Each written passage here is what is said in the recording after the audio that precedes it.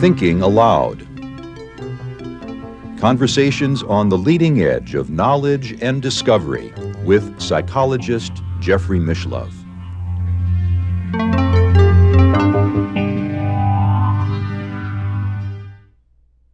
Hello and welcome. I'm Jeffrey Mishlove. Today we will be exploring the concept of embodied spirituality.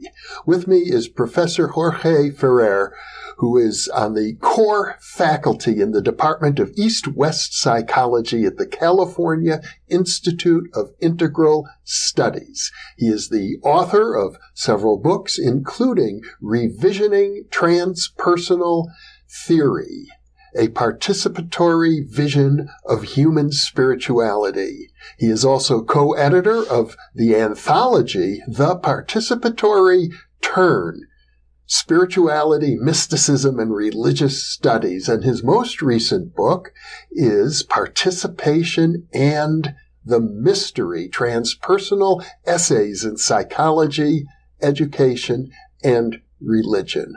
Welcome, Jorge. Thank you very much, Jeffrey. A pleasure to be here. It's good to be with you.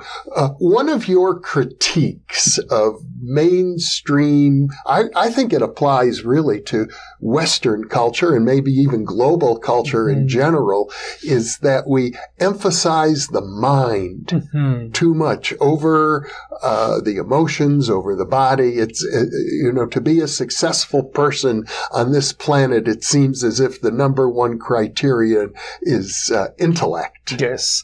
I call that cognizantrism. Right? Cognizantrism. And it's the privilege, the mind and its intellectual powers, over other ways of knowing, over other human attributes. And my sense is there's like a fully holistic life and holistic education, and also an integral spiritual practice needs to include the totality of the human being, all human attributes, the body, our instincts, our hearts, our minds, our consciousness, like equal team players sitting in the same table as we are doing, you and I here, sitting together and collaborating, participating as equals in the unfolding of our spiritual path and in unfolding of our life and our search for knowledge. So, of course, there are some areas in which the intellect and analytical reason are very important, but for living lives and living spiritual lives, perhaps the intellect and analytical reason is just one element, not perhaps the main or foremost. Well, I know that, for example, in Christian mysticism, there is a long tradition of punishing the body, not just Christian either. In Islamic culture, you have the dervishes who will lie down on a bed of nails, or the Christian mystics who wear a shirt made out of horsehair to torture their body. Exactly. And you can see actually that across all religious traditions, historical, there's a few exceptions here and there of mystics and schools, but there has been like a real pandemic tendency in the history of religion in the world, that especially the body and sexuality and instincts and sometimes even strong passions have been seen with suspicion as some things that instead of like being allies in our spiritual lives become some kind of like enemies or something that are pitfalls, and there may be reasons to understand that, I think there is concerns about being reabsorbed into an animalistic behavior, that was very prevalent in the medieval ages, for example, and so I think historically those concerns were founded. I don't think those concerns are kind of like founded today, and especially in the West. And I think we're ready for a more fully embrace of our embodied spiritual life. Well, of course, we are animals. Yes. And I mean, for example, right now in the Catholic Church for several decades, there's been a huge scandal of child sexual abuse by priests. And I know it's not limited to the Catholic Church. It seems as if people who proclaim that they are holier than other people, they're vulnerable to being caught up in their own foibles. Exactly. I was just sent yesterday, via Facebook, a new campaign about the Me Too, but the Me Too with spiritual teachers. And they were profiling a number of lamas and, Buddhist teachers, But I think, those scandals with Christian priests, with Buddhist teachers, the Hindu gurus, the shamans today, the ayahuasqueros, are a symptom of disembodied spirituality, in the sense that many of these people have been cultivating the psychic powers or consciousness, meditation, or kind of the subtle dimensions of the heart, but they have not really been integrating and working and maturing very often sexually and emotionally, interpersonally, and in relationships with the other gender, for example, So I think the need for psychological maturation together with the spiritual aspiration and evolution is crucial. Now, you used an interesting word, integration. It strikes me that the opposite of integration would be compartmentalization. And that seems to be what can happen to people. You get highly evolved in a spiritual sense, but you haven't dealt with the impulses of the body. Exactly. And that you compartmentalize, like one has nothing to do with the other. Exactly. I have hung out, for example, with certain shamans who are elders in their communities and genuine masters of the psychic realm, genuine healers. And I've hung out with them, and they were around 2 or 3 female disciples, and they were acting as pre-adolescent children. They were completely losing their papers, So in a way that told me as well as many of the scandals and things like this, that what you're saying is completely right. Someone could be very evolved in psychic consciousness and very, very little evolved in other areas. And that's what I've been calling for, what I call an integral bodhisattva vow. The original bodhisattva vow in Buddhism, was to renounce liberation until all sentient beings can be liberated as well. Right. So this is a more intrapersonal bodhisattva vow in which basically the conscious mind renounces its own liberation until the body and the instincts and the heart can be liberated as well. And this is important because most of us, due to this kind of disembodied and cognicentric education and way of life, we feel identified with our conscious egos, our conscious minds, right? Yes. So we can easily believe that we're fully liberated if we're liberated in our consciousness, while in fact many parts of ourselves could be very alienated. And I think that's what happens to many of these shamans, teachers, and even lamas. I mean, the stories are endless. And I suspect it's not that these spiritual people are so different from everybody else, but because they are held up to a higher standard, if they don't follow that standard, it becomes newsworthy. Exactly. And of course, this is something important and perhaps not very politically correct, but I'm going to just say it because I believe it's truth. We only hear the bad stories. We only hear the stories that go wrong. Okay? I know firsthand and through friends some people who had some very successful stories of contact with teachers, male and female, and they were positive, and they were enhancing their spiritual growth, and it involves some kind of physical contact, even sexuality at times. But for me, the dividing line here, or the bottom line is if there is a sexual scandal, if there is something that went wrong, is that the teacher or the shaman has not had the appropriate discernment to know that that action was going to be harmful down the line to that person. And that's a problem. I mean, there are certain tantric teachers, for example, or sex therapists, for example, where it's well understood that they're going to have sex with their clients or students or disciples. That's part of the agreement going in. Yes. But even in those cases, of course, in the cases where there is secrecy in the community is much worse. Because many teachers would be claiming that they are celibate when they are actually having sex with their disciples on the side. That's really just not acceptable. But even in those cases in which it's explicit and it's part of the practice or part of the path, the teacher has the responsibility because in a position of power as well, to have the discernment to see, to read this student. Is engaging in this practice with this student and this moment of his or her development and this moment of my development going to be constructive, or is going to be harmful and re-traumatizing? Mm-hmm. And the problem is that many of these teachers, they don't have training in trauma theory. Mm-hmm. They don't have training in Western psychology. Yeah. Some of them are starting to be interested. And that's a big problem because many Western students, in particular those who feel drawn to working with gurus and teachers, in particular, many of them, they carry tremendous wounding, mm-hmm. wounding and trauma from the relationships with primary caregivers, sometimes sexual abuse, sometimes physical abuse, and they are going there for really impart an appropriate, parental figure that is good and is healing, and suddenly something like this happens that is the worst re-traumatizing possible.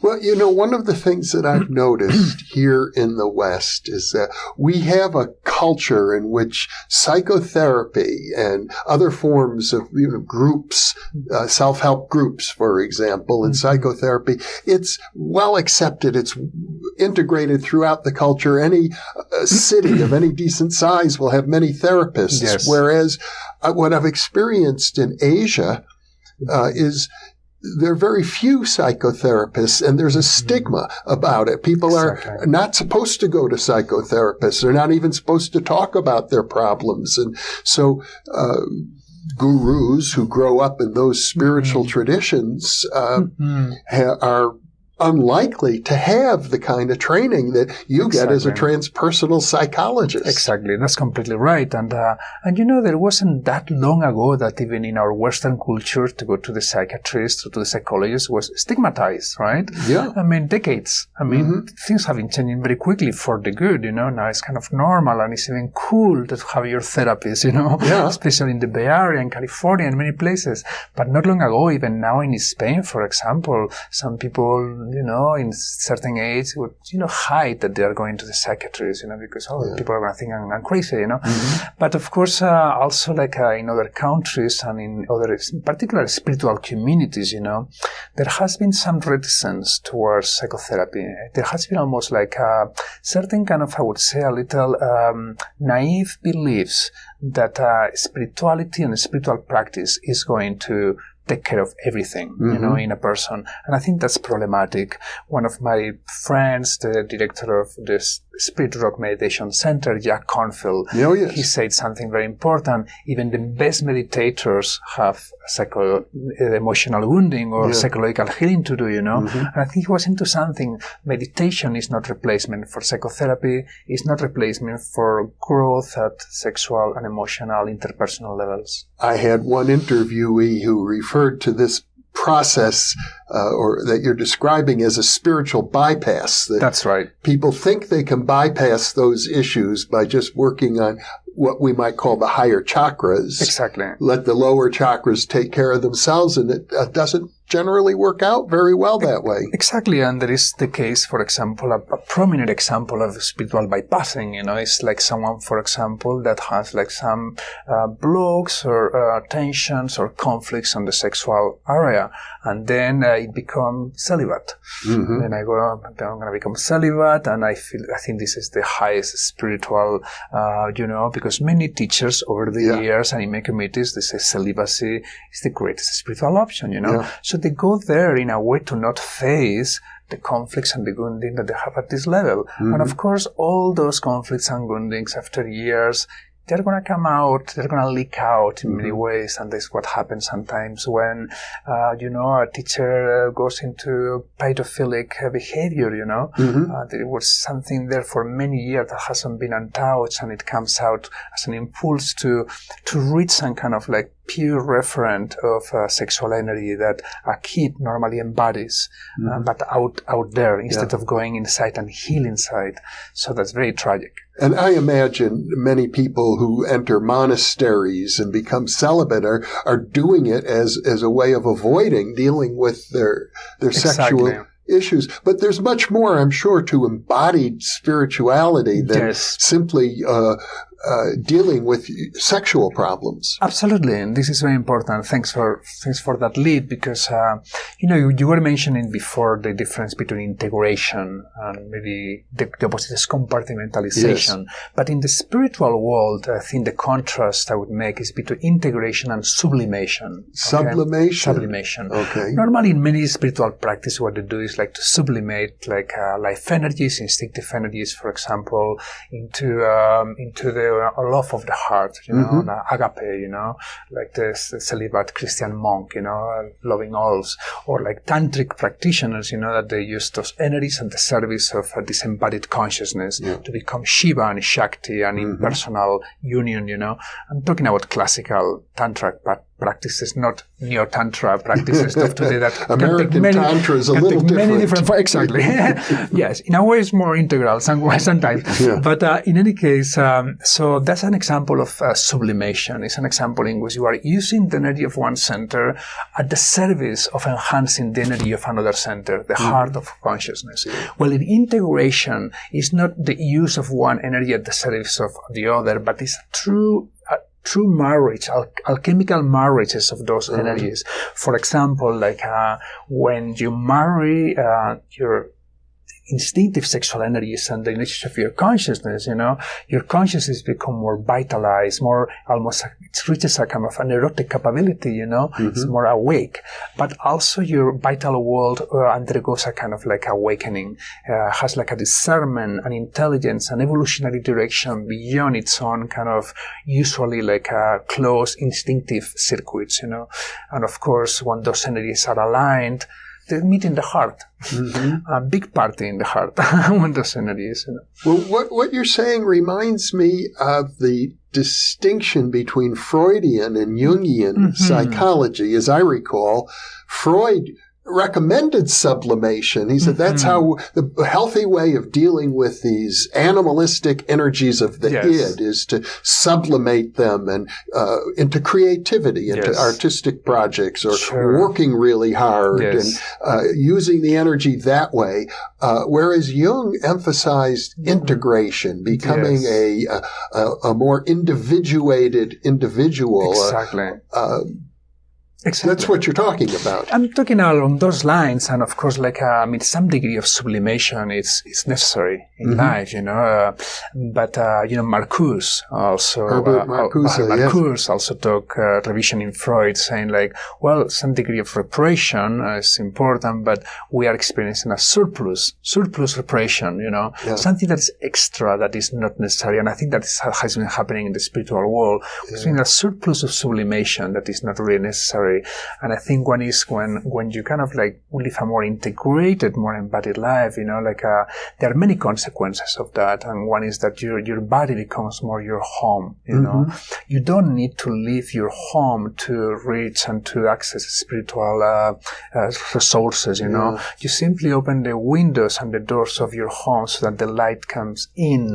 And sometimes it's important and could be healthy to leave your body into these different states of consciousness, to search for things that you have lost in your everyday life. But the more embodied you are, the less need is to escape your home. That you brought up Marcuse, it reminds me of my days back in graduate school in the 1970s.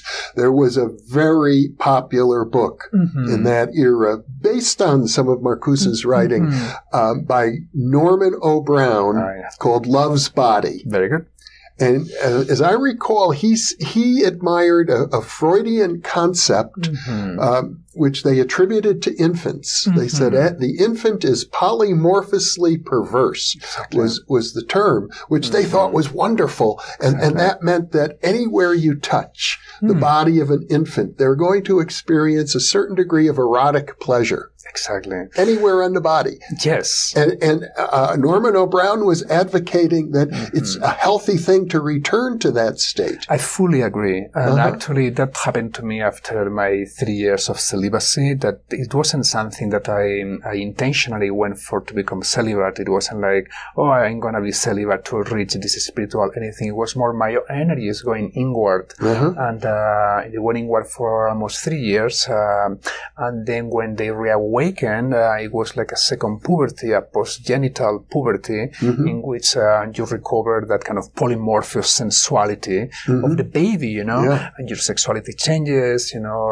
compulsion to orgasm disappears, and there are many other things, But I think he was drilling into something. There is something about that kind of reorganization of normal puberty of the sexual energies in the pelvic, genital, and anal areas, It's fine, but those energies can really, of course, reach more of greater distribution in the body and making not only your sexual life but your spiritual life and your full life more fulfilling. And something here I want to just mention that is very important for me to rescue the spiritual dignity of physical pleasure, because again, physical and sexual pleasure has been demonized in many different traditions. Yes, right? And for me it's very important, because in the same way that if you right now you would come with a needle to me and you will pinch me here, my body will contract. Yes. Okay? It will be a contraction. But physical and sensual pleasure relaxes the body and makes the body more porous in a material energetic level to the energy of life and the energy of consciousness, So I think very important to rescue in a non-narcissistic hedonistic, narrow hedonistic way, the spiritual dignity of sensual and sexual pleasure. Yeah. One of my spiritual heroes and mentors was Jean Houston. Oh, yes. And she used to say this. She said, describing the human body, she would say, we are born with a Stradivarius violin, but we only learn to play it as if it were a plastic fiddle. Beautiful. Exactly. The other thing about like this impulse of like eros, is that really it helps this kind of incarnational impulse, because eros is an energy that drives consciousness to the flesh, to the body. Yeah. And again, this has been distorted, and of course could be distorted in various ways, objectification, like pornography, things like that. But in its essence, I think there's a very spiritual impulse there, about bringing consciousness in direct integration with matter and the body, And I think there is something really, really crucial there. Well, the irony, in a way, is this to me, that our culture does emphasize physical fitness. Yes. We have a culture of people worshiping the body and bodybuilding and beauty contests and endless athletic events for people, but they, for the most part, maybe martial arts is something of an exception. They are divorced from spirituality. That's right. And also, in a way, like many of those programs are kind of like very dictated by minds, right? It's like we have all these books about how to sit, how to breathe, how to eat, what to eat, what's the best way for the body to move, to stand, to everything, But I believe that the body has its own intelligence, organic intelligence, and if we really can tap into it beyond layers of conditioning, it's not all of what the body wants is in our best service. The body also wants really fatty foods, right? But if we really tap into that deeper organic intelligence of life as it manifests through the body can create its own exercise programs, its own yoga. The years I was celibate, the pranic energies were moving my body in ways that were creating their own yoga. And I had never been into yoga before. And then later it was like more dynamic yoga, that according to some Indologists was the origin of yoga. It wasn't like these postures, it was like ars erotica, in the sense that yoga was moved by the pranic energies, and then each asana was kind of like a plateau or like an ecstatic peak, and then we will go into another movement, into another asana. There will be another kind of ecstatic thing, So I experienced something of that, and I felt like, wow, this is very different than me putting my body to through these regimes, and of course many of those programs are very good for the body, and bring healthy, healthiness to the body, but it's different from an organic integral development orchestrated from within. Now you used an interesting word here, prana. Yes. And it reminds me that there are, in various spiritual traditions, whole languages, whole systems having to do with what we could call the subtle body. Exactly. Things that spiritual traditions recognize about the body, but you won't find them typically in any medical textbooks. That's right. Exactly. And there are different maps of the subtle bodies, right? You have Hindu tantric maps, you have Taoist maps, and what is fascinating to me as a student of comparative mysticism is how much those maps are different very often. I mean, they have like different understandings of the subtleties of those energy bodies, There is some parallels, especially in the Indian matrix, let's say, between the Buddhist chakras and the Hindu chakras, because they come from the same kind of Indian matrix, But would you compare them with the Taoist maps, that are so important for, acupuncture and like Chinese medicine and so forth, you realize like, wow, there is some interesting parallels, but they're very different, and that always like, I love those differences. That brings so much curiosity to me. Well, I suppose it's fair to say that in ancient times when these systems were developed, these cultures, many of them were isolated from each other. They weren't engaged in a dialogue where they could compare these systems, so they kind of developed independently. But we're in a different era. That's right. And I expect there's probably a lot of dialogue going on between these different traditions now. Yes, I wish there were more even. I mean, there is more than ever. I think we could safely say that we have moved from an age of monologue to an age of dialogue in the traditions. And I think that from there we will be moving to an age of mutual transformation. And that's, I think, is going to be part of the topic of our next interview on the future of religion. Yes. But I think there's still so much that can and should be done. For example, I don't know of any dialogue between, let's say, tantric practitioners and Taoist masters on the differences and similarities between their accounts of the subtle body. I haven't seen that in the literature. I don't know if it ever happened, and wouldn't it be fascinating? It would be. I would find that quite interesting myself. But I also gather when you talk about embodied spirituality, you're not just referring to the physical body, you're also thinking of the social body. Yes. Yeah, it's important. Exactly. I mean, we are individual and social beings, and like our bodies, our beings are always in relationship. I love when 𝐇𝐀𝐒𝐿 says, we just not are, we inter-are. And this is valid at so many different levels, We all notice, how different we feel physically, emotionally, in a room full of happy people or in a room full of very depressed and bitter and angry people, right? And it's immediate, our bodies react, So the way, and this is part also of what one of the motivations between these kind of bodhisattva vows about like, we cannot achieve liberation until everybody is liberated. There's a wisdom there. I cannot be fully happy until everybody is happy. So you're coming back to the bodhisattva vow that you advocate this for not just Buddhists. Yeah. For everybody. For whatever version of that vow that makes sense. The Dalai Lama says something that I really like. It's like, the problem is that we are not selfish, right? The problem is that we are not selfish in an intelligent way. It's like, if you are selfish in an intelligent way, you would work towards the happiness of everybody around you, because that makes you happy, right? Let me make sure I heard you correctly. Yes. Did you say not selfish in an Italian way? No, in an intelligent. Intelligent. All right.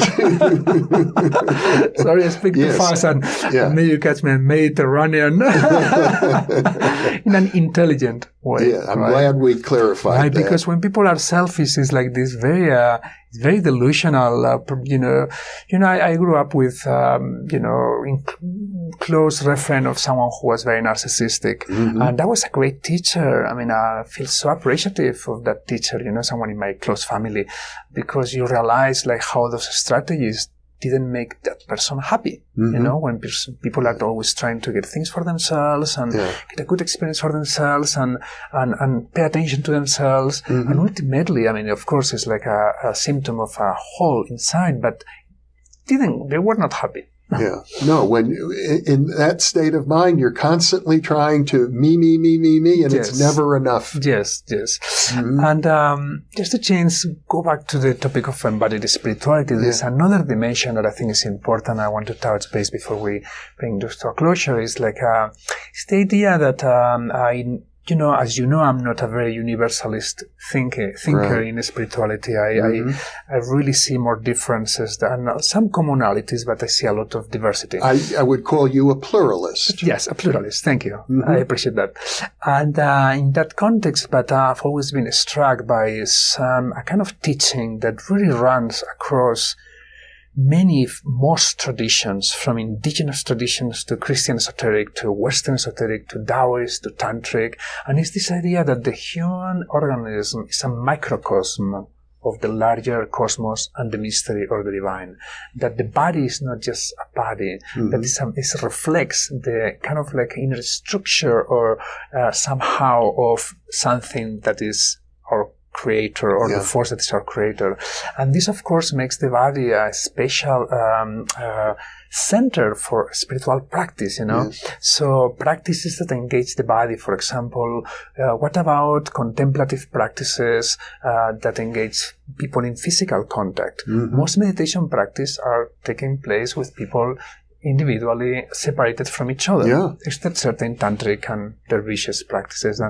But have been exploring for quite a number of years through a work that some people created, like what I call interactive embodied meditation, in which people like come together and even put together certain chakras in physical contact as they meditate and practice, and it's really powerful.